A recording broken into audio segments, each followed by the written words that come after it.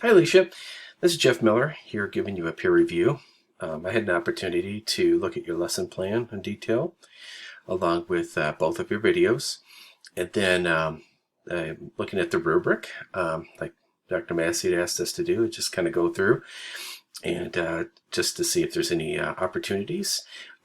Yours was very professional. I want to let you know that straight away, that you could tell this is definitely not your first rodeo, and that that you really know what you're doing, and you're very organized. And it was really, really cool just to see, what your tutorial had to share, and what you did as well. So let me go ahead and just start with the lesson plan title here. According to the rubric here, it just states here, lesson plan has the following standards and learner outcomes. You must have the content and technology standards listed in your lesson objective. Must follow the ABC model, and the entire lesson tablet must be completed. Well, I can tell you right now, you have every section completed from start to finish. You have your standards here, your standard 2, prepared graduates. You actually went a little step farther and added that, and I thought that was really cool that you did that, because that has to do with how graduates are going to be using this information, which is great. You have the ISTEs, and then you have these evident outcomes, the Colorado Academic Standards, what the students can do. So right away, you have laid out how you're going to be meeting the standards, and then how they are going to apply that 21st century standards. Overview, you've got the objective is very clear. Students will understand the meanings of words from chapters 1 through 11 of Walk to Moons. That was very evident in your tutorial. In regards to, looks like it's 2 50-minute class periods. Instructional materials, right away you see all the students are going to be using Chromebooks with internet access, smartphones if they have access from home, and the software that you're going to be using in your tutorial is vocabulary.com, and you're going to show them how to build a profile access and be able to access it. And then you also do talk about how they're going to be evaluated. And I saw that down here. And your timelines are here. 1, 2, 3, 4. You're very specific in each section. That number 1, 5 to 7 minutes. Number 2, another 5 to 7. Number 3 is kind of the biggie there. And then number 4, the 25 minutes. Your assessment, you already have the rubric already right there. The 2 annotations per chapter, and the chapter retitle, 1.5 points in each chapter. So you'll be looking at a total of 16.5 points, and you'll be grading them that way. And then you're very specific in regards to your assessment rationale, as far as sort of the takeaways at each section, how it's going to be graded, the breakdowns, and then it looks like I cut out the grading annotation checklist. So there's little things that you did just to kind of really focus most important parts of your evaluation rubric. Your anticipation plan is there, and I'd also noticed that your references are clearly there. And as far as I know, I believe they're done correctly and in order. So very, very good. So I don't see any problems really with your lesson plan the way it is laid out. It's very easy, simple to read, and very specific. Moving on to the first part here. This was, take a look here.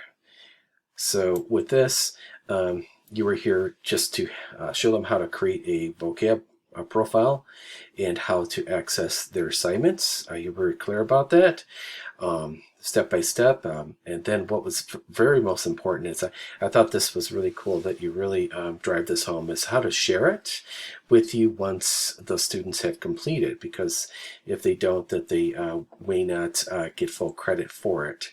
And then looking down, I thought you you actually did your best with creating that fake email so you can show them what to do. I just had a quick question. It said that the students of this won't be able to view or not see what your screen. I believe it's let me see, which one is it? I think it's, let me go down here. Is it that one? On the usual limit. No, it's one of these You here. see ending. Here, let me go ahead and meet you. I think it's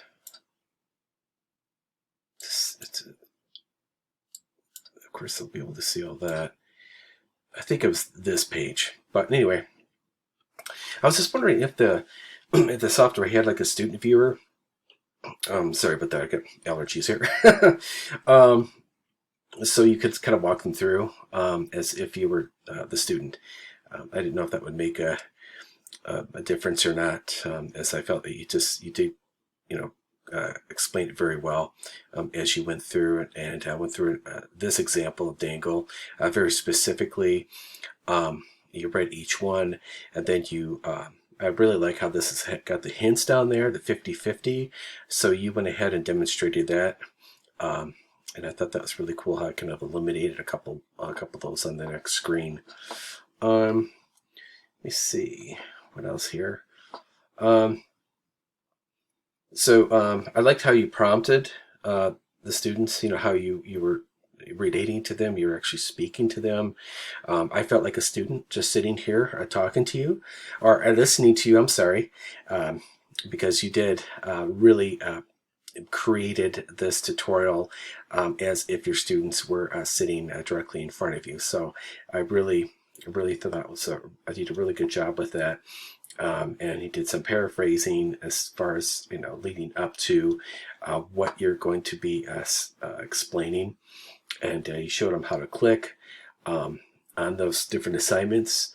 And then let me see if we go down a little farther here.